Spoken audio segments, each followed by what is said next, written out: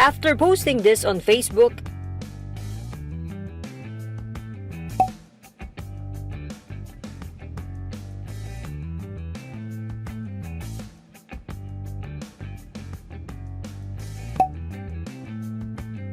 Quezon City Mayor Joy Belmonte has issued this apology.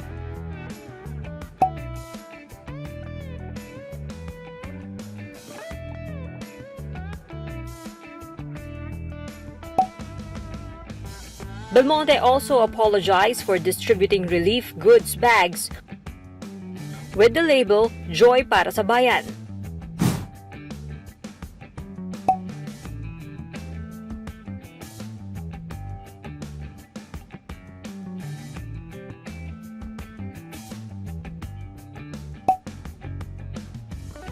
She promised to do better for the residents of Quezon City.